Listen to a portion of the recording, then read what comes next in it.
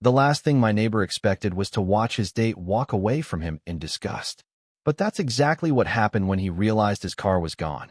And I was sitting right there, watching the whole thing unfold. Some people don't learn until it costs them everything. Let me tell you about the moment I broke someone's ego so badly, they couldn't even look me in the eye for weeks. My neighbor. Let's call him Chad, because of course that's the energy. Mid-20s, thinks he's God's gift, built like he just walked off a gym ad. The kind of guy who's never been told no, without finding a way around it. And for months, he made my life a living hell with one simple, disrespectful move. He parked in front of my driveway. Every single day. Not next to it. Not near it. Dead center. Fully blocked. Like my driveway was his personal VIP spot. Now, I'm not an unreasonable person. The first time it happened, I left a polite note. Hey man, just a heads up, you're blocking my driveway. Would appreciate if you could move. Simple, right? Neighborly even. He moved it. For 2 days. Then it happened again. And again. And again. So I knocked on his door. Face-to-face conversation. I figured, okay, maybe he's just clueless. Maybe he genuinely doesn't realize how annoying this is. He opens the door, smirking like I'm about to ask him for a favor. I keep it cool. Hey man, I really need you to stop parking in front of my driveway. I can't get my car out when you do that. You know what he says? Oh yeah, my bad. I'm just here for a bit. For a bit. That became his catchphrase. His excuse for everything. Except, a bit apparently meant 3 to 5 hours. Minimum. Sometimes overnight. I tried everything. More notes. More conversations.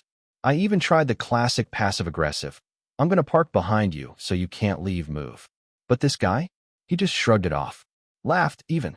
Like the rules of basic human decency didn't apply to him. And maybe that's what pushed me over the edge. Not just the parking. It was the arrogance.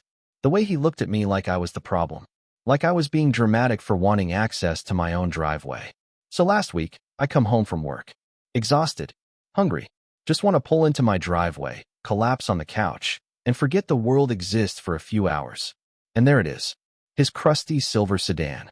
Same spot. Same smug disrespect. But this time, I see him through his living room window. He's getting ready. Cologne. Button-up shirt. The whole deal. He's clearly going out. Probably a date, judging by the effort. And something in me just snaps. I sit in my car for a second, staring at his sedan blocking my driveway, and I think, tonight's the night. No more warnings. No more being nice. I pull out my phone and Google towing company near me. Find one with good reviews. Call them up. Yeah, hi. I've got a car blocking my driveway. Can you come tow it? The guy on the phone sounds bored, like this is his 10th call of the day. Sure. Give me the address. We'll be there in 30. I hang up. And for the first time in months, I feel this rush of control. Like I'm finally doing what I should have done weeks ago. I park on the street because I have no choice, and I go inside. Crack open a beer. Sit on my porch. And I wait. 20 minutes later, the tow truck rolls up. Big, loud, mechanical beast of a vehicle. The driver hops out, checks the car, checks my driveway, nods at me. No questions. This is routine for him. He hooks up the sedan like it's nothing. Lifts it. Chains it. The whole process takes maybe 10 minutes. And then he's gone. The car's gone. My driveway is clear. I'm still sitting there, beer in hand, feeling like I just won a small but deeply satisfying battle. 45 minutes pass. I'm scrolling through my phone, half watching the sunset, when I see someone walking up the sidewalk. A girl. Early 20s. Dressed nice. Heels, makeup, the whole thing. She's clearly here for a date. She walks right up to his door and knocks. My neighbor opens it, smiling wide, probably thinking he's about to have a great night. He steps outside, and I watch his face change in real time. Confusion, then panic, then full-blown chaos. He looks at the spot where his car was, looks up the street, looks down the street, spins around like maybe his car just teleported somewhere. The girl's standing there, confused, asking him something I can't hear. I take a sip of my beer and decide to twist the knife. If you're looking for your car, I say, loud enough for both of them to hear, it got towed. He whips his head toward me. What? I shrug. You were blocking my driveway.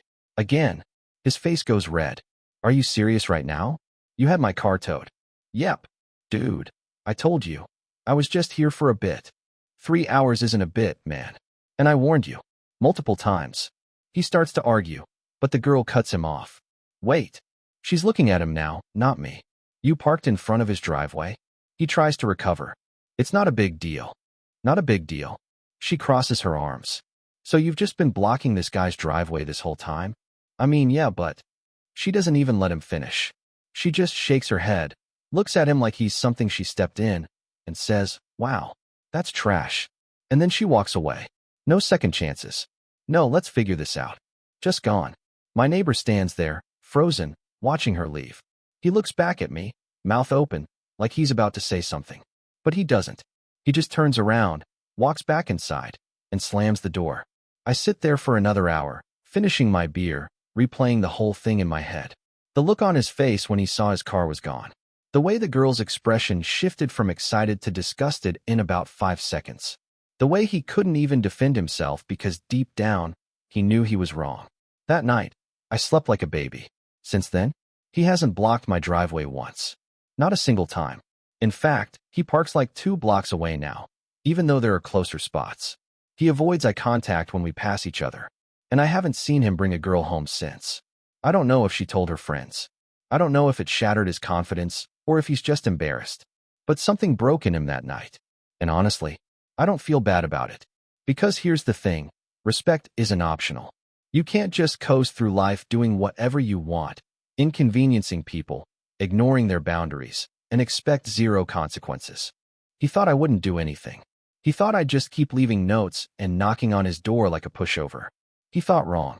And now, every time I pull into my driveway, the one I pay for, the one that belongs to me, I think about that night. The night his arrogance finally caught up with him. The night karma showed up in the form of a tow truck and a disgusted date. Some lessons you only learn the hard way. Look, I'm not saying I'm a hero. I'm just saying sometimes you have to stand up for yourself.